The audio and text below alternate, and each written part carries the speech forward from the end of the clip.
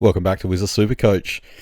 Hope you're all having fun with the team picker still. I think the real thing is opening in a couple of days from what I hear, so that should be good. Not that it really changes anything, but there's a few people that seem pretty excited for that.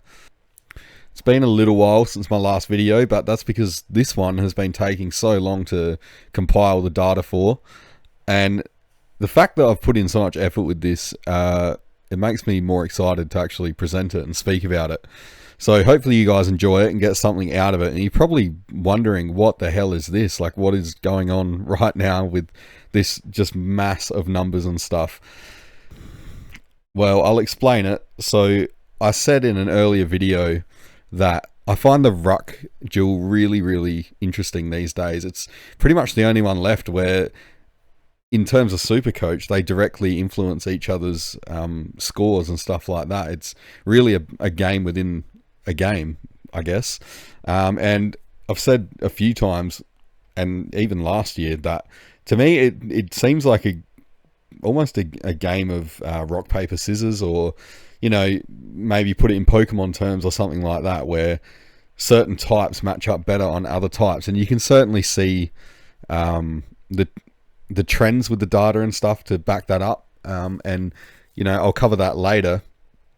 But what this is right here is the starting point for this whole video. So there's a few different data sets and stuff that you'll see, but this is where it all comes from. So what this is the ruckman score. So let's say Max Gawn. And if you watched this corresponding video last year, you already know, if you remember, what's going on. But this is Gawn's scores across here from 2025.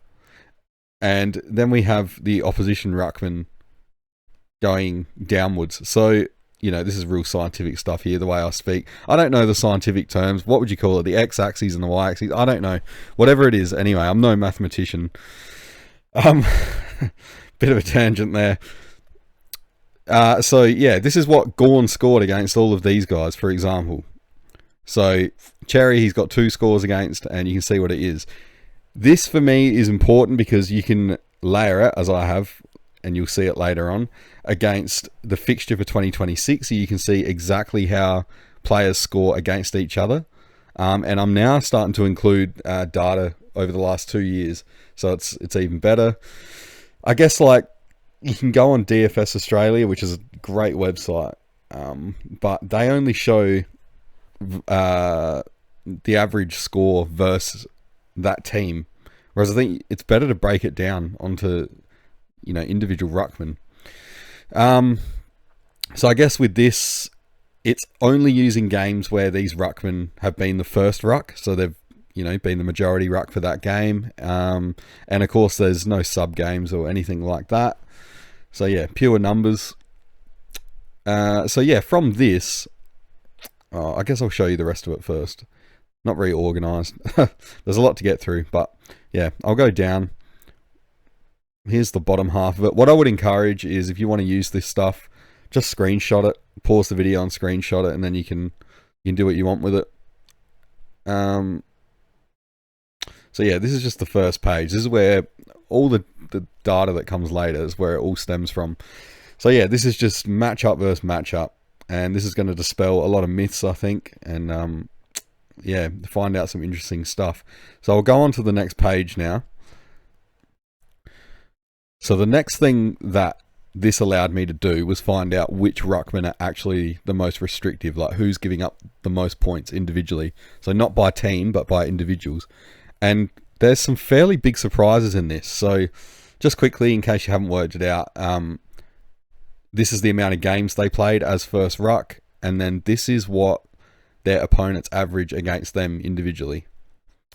So yeah, there's some fairly big surprises in here, and as I said before, it dispels a few myths about who concedes what. So first off, so we'll skip Laddams because he only played 1 game, and he seemed to do alright. His opponent only got 78. I can't remember who that was, but look back on the first page, it will tell you. So Fort, for me, is the biggest surprise. So he's the most restrictive ruckman. I'd say 13 games there is a big enough sample size for 2025, and Witt's being right behind him, that's not really a surprise at all, as he's always restrictive. But yeah, that's insane. 81 average over 22 games. So this, yeah, remember this is average of points against them. This is what they concede. So yeah, Wits is quite stingy, and we already knew that, but this is where it starts to get interesting. So guys like TDK, I've heard a lot of people say that he's quite easy to score on, but this suggests that he really is not.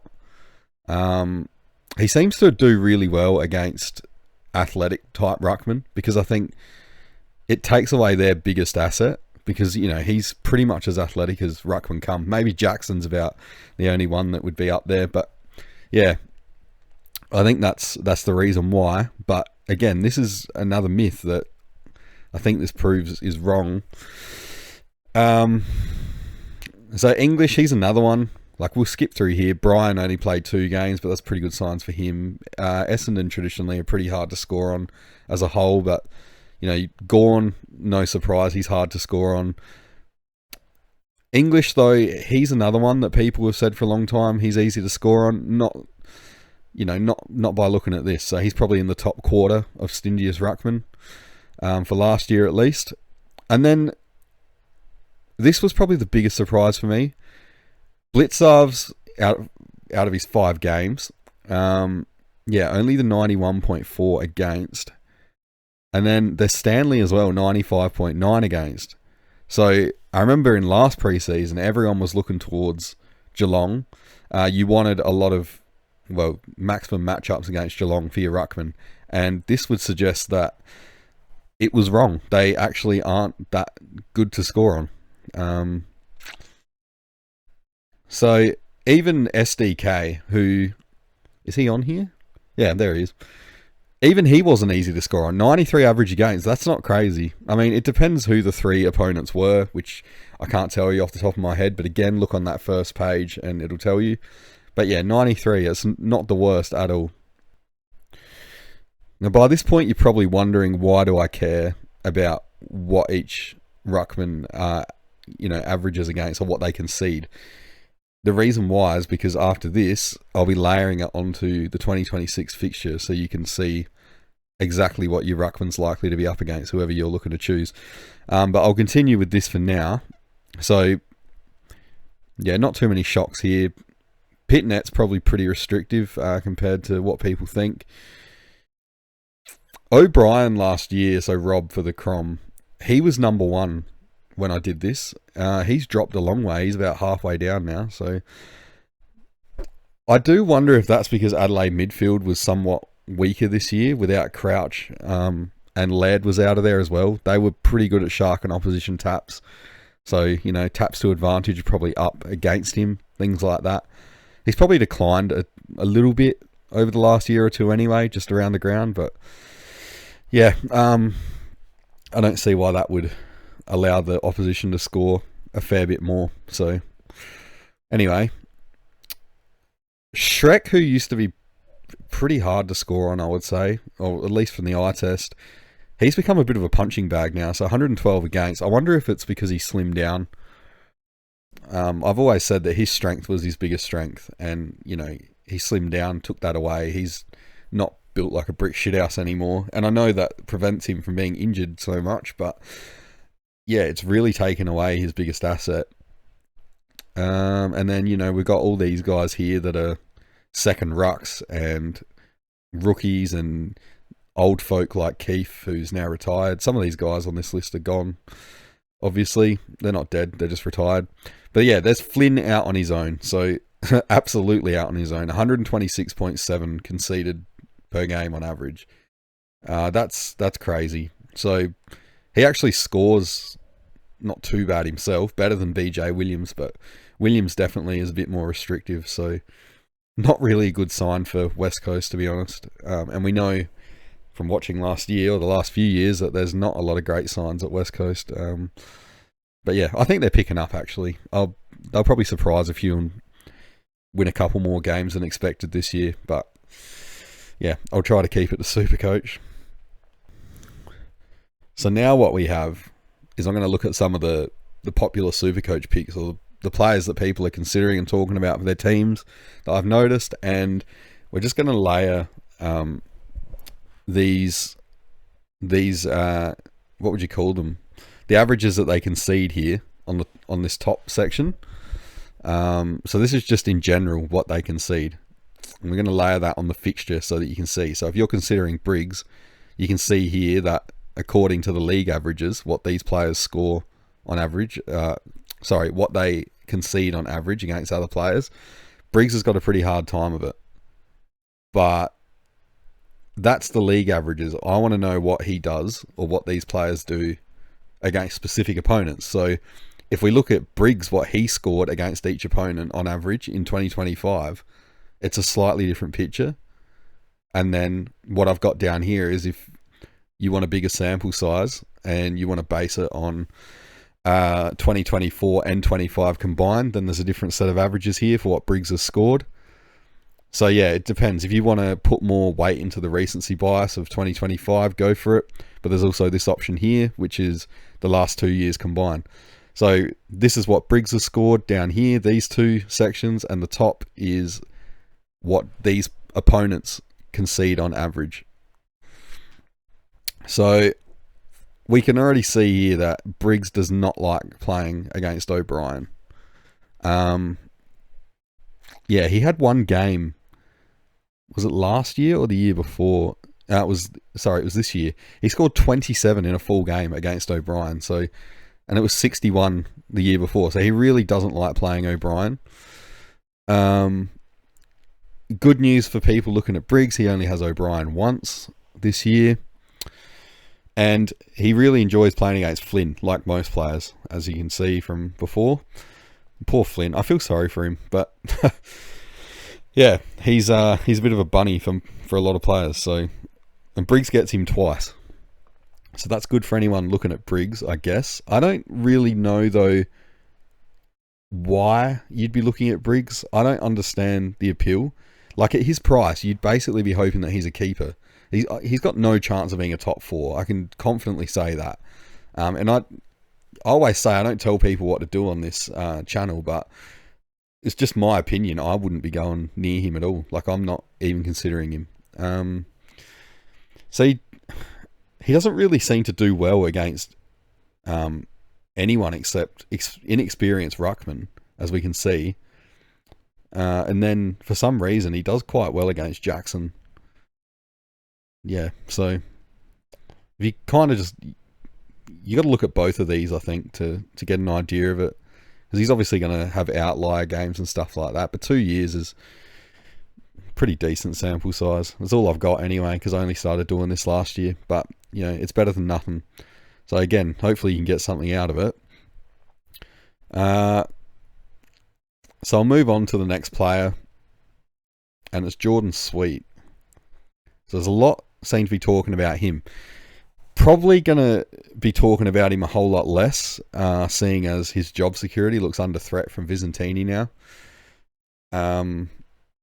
Yeah, this is another pick I didn't understand, even without Visentini. He went 200 on Meek last year, and that probably sucked a few in, skewed his numbers, things like that. But again, at his price, he'd have to be a keeper, and I can't really see it at all. So guess, yeah, we'll look at his fixture. So he doesn't like playing against Cherry, which most players don't, but he's got an awful average against Cherry. And then the one he loves the most clearly is Meek. So he gets Cherry twice and Meek once. So already that's off to a bad start. But at least he seems to get, he gets O'Brien twice, and he seems to play pretty well against O'Brien historically. So that's a tick for Sweet, if only one of a few. I think his fixture in the second half of the year as well, it looks horrific. Like even worse than what the league averages are. If you look at his own averages with these players, it's not a good run at all. And I know it doesn't mean it's going to be the same again, but it's a pretty good indicator. There's a lot of ground to make up here. Like, can you really see him suddenly lifting his average against these players by like 50 points and stuff? I can't see that at all. One thing I can see though is he appears to prefer playing against the fellow big chunky boys, the lumbering ruckmen, the most. I guess he matches up all right because he is one, but he definitely finds it hard against the athletic types. I guess they're a bit too mobile for him, probably jump on him and stuff. But yeah, he faces a lot of them in the second half of the year, which we can see. So yeah, not good. It could have been okay if, if he was real cheap. Maybe you could get him to try and make some money or something in the first half of the year, but he's not. He's not cheap. And the biggest thing, regardless of anything else, is that job security that I mentioned just before. So that alone should be putting people off, I think, and especially when there's such reliable picks in the top 5.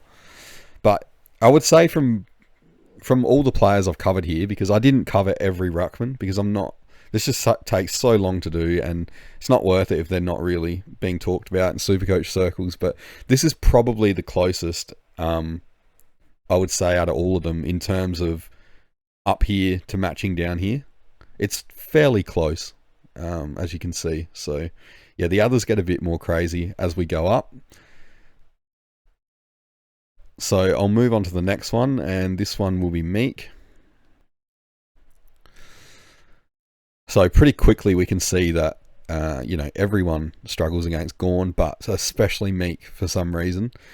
And he's another one. He loves playing against Flynn. So I'd say most ruckmen do from what we saw. But yeah, he gets Gawn twice and Flynn once. So again, that's not a good sign. He does great on Darcy, but he only gets him once as well. And that's dependent on whether Darcy's fit as well.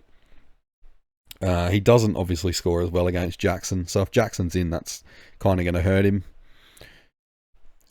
I know that Jackson is probably the better ruck and stuff these days, but Darcy is the one that gets the job when they're both fit, because Jackson obviously is a lot more versatile. But yeah, there's people saying that it should be Jackson, and to be honest, I agree. He should be the first ruck, but yeah, historically, Darcy is always the first ruck when they play together, and that makes sense, I guess. So yeah, Meek's first half of the year here, it's pretty good, especially compared to these league averages here. It shouldn't be good, but he actually matches up pretty well against them, except for TDK and Gawn. Oh, and of course Wits, but Wits is just a big problem for everyone. So yeah, whoever you pick, you want to be avoiding Wits in their fixture. Unfortunately, the second half of the year for him, it's a complete opposite story. So again, it would be alright if he was heaps cheaper and you were looking to make some money, because you could dump him by the buy or whatever, but he's not cheap. Same as Sweet, they're not. So same with Briggs. So Sweet, Briggs and Meek, I don't see the appeal. The top 5 is pretty far ahead, so yeah, they're not going to make money. I can't see this big jump coming from them. One thing that did stick out for me with Meek is if you look at his scores, his average scores against Grundy, it's 126 last year and then 116 combined, like the last 2 years. And then also Cherry. Where's Cherry? So 91 last year, 94 combined. That's actually, it's pretty far above what Cherry normally concedes. So Meek, for some reason, does match up quite well on Grundy and Cherry, and not many players do. So yeah, it's really interesting to me how these certain players and certain types just match up on others. I'm sure you could do a complete deep dive into it, but it doesn't seem to be one type beats all, or one type always beats the other, because there's so many variations in the players. It's too easy, I guess, to split them into like classic ruckman and then the athletic types. There's definitely more to it. You've got like Darcy Cameron's probably like a hybrid, I guess, but yeah, it's strange to me. Like, why do certain ruckmen match up so well against others that, guys that beat them then struggle against those opponents? It's just, yeah, it's crazy. That's why I do this, because it makes it easier to make sense of all that stuff. So now I'll move on to the top 5. This is probably what people are more interested in seeing. So I'll start with English. So again, we can see that English doesn't like playing against Cherry. Cherry's pretty mobile, so probably takes away a bit of English's advantage, which is over most ruckmen, he's really athletic, as we know. But also Cherry is a bully, and English is definitely not the strongest ruckman around. physically. But yeah, he historically, over the last 2 years, he's only averaged 79 against Cherry and 83.5 last year. So you'd be hoping he could avoid him, which he does. He only plays him once, so that's a good sign. And he's got Sweet again. Oh, sorry, not... I was thinking of Flynn. He's got Sweet, which you can see here he loves to run all over. So Sweet is one of those big lumbering ruckmen, can't keep up with him. And you can see it here. Meek, Briggs, Flynn, Darcy, Nank, he just goes to town on these tank ruckmen that can't keep up with him. English doesn't get a hell of a lot of his points actually in the ruck. He gets it from getting the ball around the ground. He's got a high disposal count for a ruckman. At least he definitely did when he used to average like 120 plus. Probably will get back there, to be honest. The new rules will favour him a bit, and I can see the appeal. He's another one as well that if you look here at the top, so these league averages, doesn't look like a great run. There's only one dark green matchup up there, which is Flynn. But it doesn't really matter, because then if you look at his own, what he actually scores on these players on average, this is kind of irrelevant. So he does well against most of them. So he doesn't play against any of his red matchups twice, except for Pitnet. But I wouldn't be worried about that at all. That 85 against Pitnet down here, and that was from 2024. That's from a single game. So I'm pretty confident that that's just an outlier. And he tunned pretty easily. No, sorry, he didn't. He didn't ton against Pitto. But yeah, I'm confident that's an outlier. I don't think he'll have any problem with Pitnet, given what he does to the other large ruckmen like that. So this fixture, looking at this is definitely enough to make you think. Especially given that he's cheaper than the top three. If you're looking to squeeze someone on another line and you've got to cut someone, those nearly 700k ruckmen, it's tempting to look there, I guess. I'm not looking to cut them, but yeah, it definitely would be tempting for others. So really, his post-buy average was 120 last year, so I'm guessing that's why people were mostly attracted to the pick. And we know, as I said before, he's done 120 plus in past seasons. I guess it's just a matter of, can he do it again? People ever since have been thinking that he can. This is pretty good. It's yeah, I think it looks good for him if he's ever going to do it. It's not a bad chance with a fixture like this. I wouldn't be too worried at all about maybe these two, Stanley and TDK. Wits and Cherry probably be hard, but yeah, if you can pick him and he's flying 120 plus by the buy, then yeah, good pick. I'm not going there.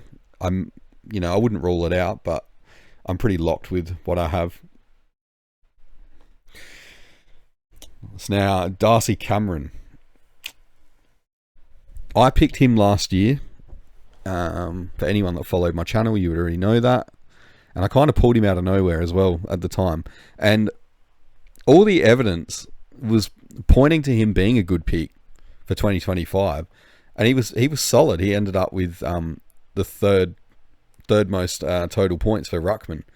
So all the evidence stacked up in the end.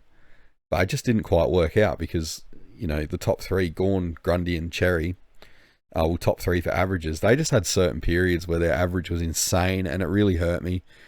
So yeah, total points, I guess, is not always going to beat getting players in at the right time. But I stand by it. The evidence was there. So yeah, I guess it was a good pick for what we knew at the time. But in terms of this, he's another one that does not like playing against Cherry. He also does really well against Marshall. He's one of the few where it's not Flynn is his best matchup. I guess if you look at his 2-year data, outside of Draper, which was a single game, Cherry is the only one that he actually has like consistent trouble with. He doesn't match up too badly against like Wits here for a 94 average over 2 years. That's higher than a lot of other players get on Wits. I guess a bad sign for him is he scores the best on Marshall, but we know that Marshall is probably unlikely to face him because Marshall's going to, well, it looks like he'll be the second ruck. I don't think TDK would have went to St Kilda if they said to him, you're going to be playing forward again and you'll be second fiddle to Marshall. I can't see it happening. Marshall is definitely the better forward out of the two. TDK is definitely the better tap ruckman, so it just makes a lot of sense. But positive thing for Cameron, looking at this, that's a crazy fixture for his first half of the year. There's no red matchups, so that's the big green flag, I guess you'd call it. It obviously gets a little bit harder in the second half of the year, but again, it's only Cherry that he really, really struggles with. And one thing I noticed with him, there's not that many dark green matchups for a top ruckman, but it's because he doesn't have those massive ceiling games a lot of the time. He'll just give you like 110 to 120 most weeks. And, you know, it's not bad if you got a player who scores 150, high ceiling a lot, but he also scores 70s and stuff consistently. Yeah, I know what I'd rather. So all the evidence, yeah, I think it points here to Cameron being a pretty safe pick, especially if you're banking on 2 of the top 3 dropping off. But if not, if you think it's only 1, I wouldn't be going for Cameron. He's just that solid pick, like reliable. Think of Josh Dunkley in midfield. Cameron's kind of that ruckman. He's never going to be the top one, but he's going to give you that consistent score. I will say one thing though about him. If you believe that Collingwood are going to slide this year, and I haven't done this video yet, but I've already done the data for it. So the Rucks, how they score on average in wins versus losses. Cameron actually scores far better in losses, and I think it's because he seems to spend a lot of time behind the ball intercepting when Collingwood aren't winning. He gets a lot of points for intercept marks and stuff like that. I can definitely tell you from the eye test because I spent so much time watching him last year. So yeah, watch this space. If you think Collingwood are going to drop off and you're really confident on that, I definitely would be watching Cameron closely. I know this video is long, but yeah, almost done. We're on to the big 3 now. So go to Grundy. These 3, Grundy, Cherry and Gawn, they just beat up on everyone except for Wits, pretty much. Grundy, for some reason, though, does struggle with Meek. You can see here historically, 85 average over the last 2 years, and he only scored 87 against him last year, or I can't remember if that's from 1 or 2 games. I think it's only from 1, but yeah, it's not the greatest 2 year. I guess we're more looking at Grundy for his insane second half of the year. I don't know if Meek was in that or not. You'd have to check that first data sheet there. Now, I mentioned before how English gets bullied a bit by physical ruckman, and I know this, you know, we're talking about Grundy here, not English, but he destroys English. So 179 last year. He's probably his favourite player to play on recently. Absolutely beats up on him. There's a few, like there's a lot of green matchups here, but I would say English is the most helpless player against him. Yeah, I expect that will probably continue again. I don't see how that's going to change unless Grundy gets injured or something, but he gets to play against English twice, it looks like, providing both are fit. But I just can't work out why someone like Grundy would struggle against Meek. This is what I was saying before. There's these weird little like anomalies that pop up where certain types should do well against these players and then they just don't.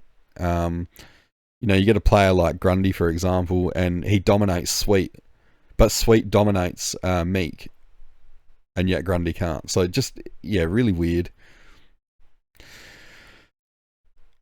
So he's got these 2 red matchups in his first 5 games, and I think that actually presents a perfect opportunity. So I wouldn't be starting him unless you think, unless you're really confident that one of the top 2 is going to drop off. But looking at this, he could be the first upgrade option, and if you're brave enough, get him into your flex so you got like the top 3 ruckman.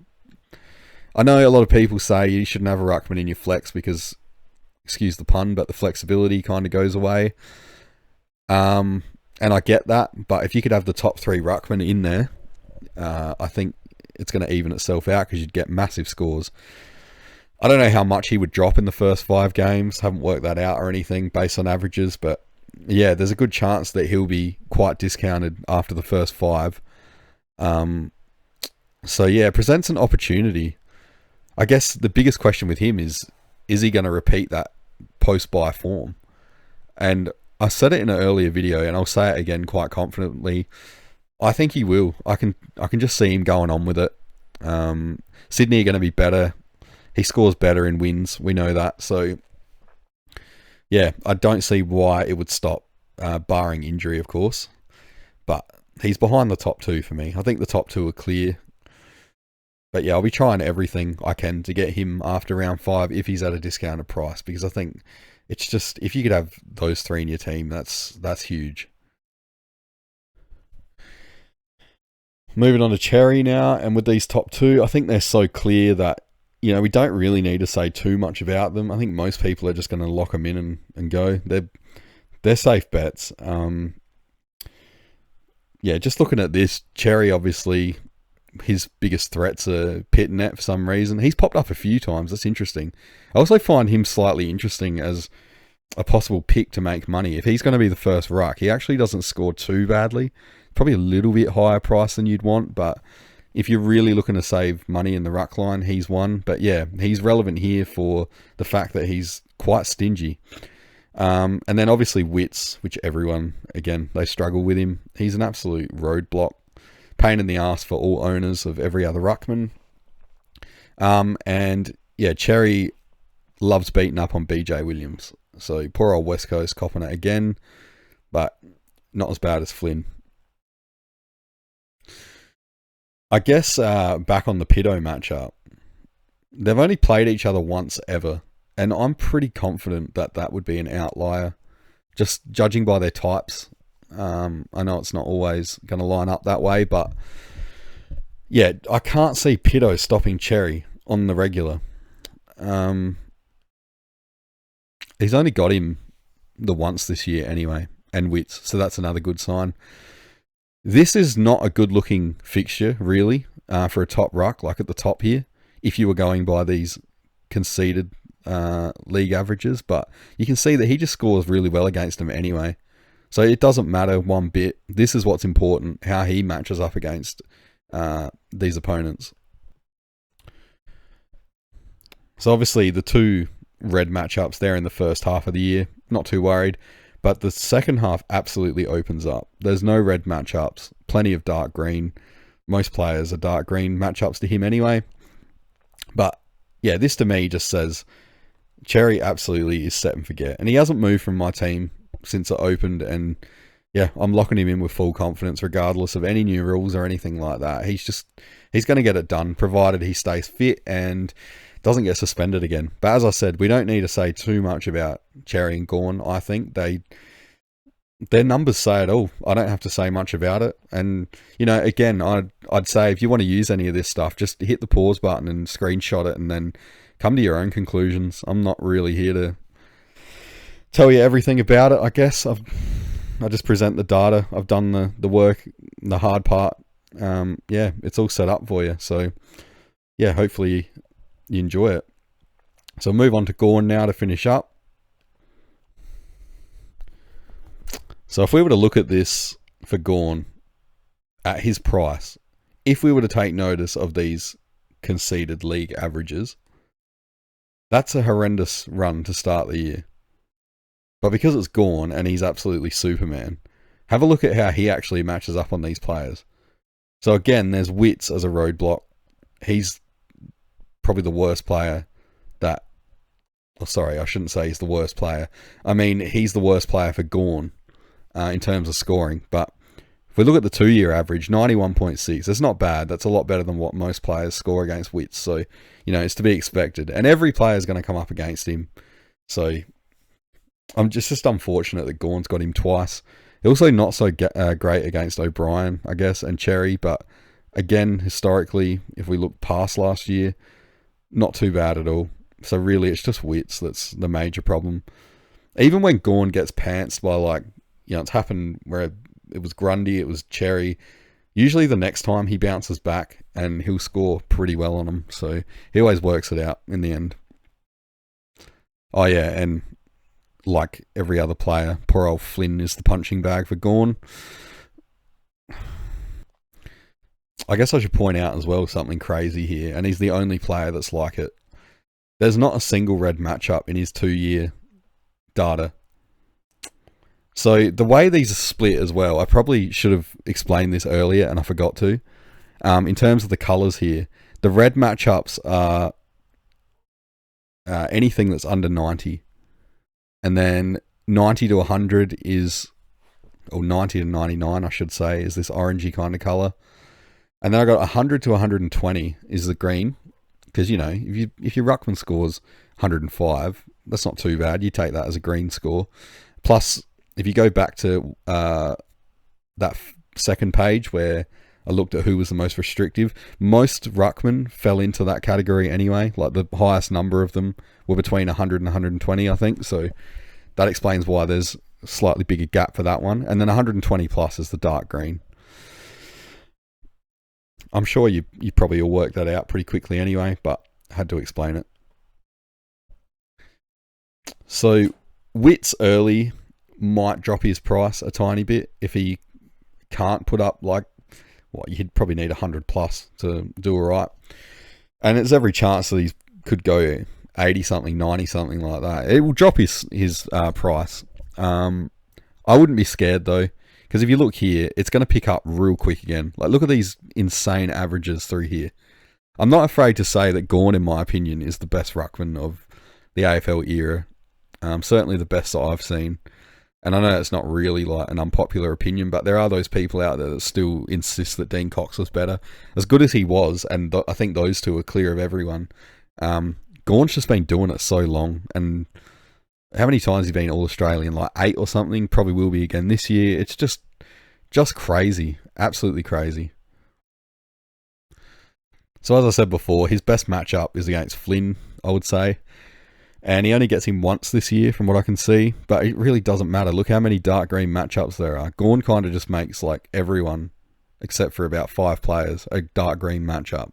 He's just a freak. I can't talk him up enough. And I know people say he's going to decline at some stage, and that's inevitable. Like, Father Time has never been beaten. And, he's going to start to show signs of that as he gets older, but they're just not there yet. And I think he's 34 now, he will be before the season. It's just, it's crazy. He's still just keeping on. And as a solo ruckman as well, if he had more of a tandem ruck setup, like for longer, like when he had Jackson, I wonder if he would end up playing for longer, but yeah, it's not showing yet. So until there's a reason to start doubting him, I wouldn't doubt him whatsoever because, again, this is just absolutely insane. And if he does drop off, like he has a shitty start to the season, maybe over the first 3 or 4, he's still going to be expensive enough that you can trade him down to just about any player, like any ruckman. So it's safe. It's just the safe bet is to start him, start Cherry. This is just my opinion. I'm not saying you have to. I've seen some pretty cool theories from other people. But yeah, that's what I'm doing. So I think it's just a really low percentage play to bet against him when all the data suggests that it's probably not going to happen. Like the drop-off's not going to happen just yet. So he's also locked in my team. Hasn't moved. I don't think he will move at all. So yeah, that about does it. And I hope you got something out of this. As I said, feel free to take screenshots and use the data however you want. But let me know in the comments what you think. Because, I can look at this and see one thing and other people might see something completely different or see a trend that I don't see here. I want to know. And I want to know who people are picking in the ruck. Are we just all going set and forget? Or, yeah, who's got some crazy strategies out there?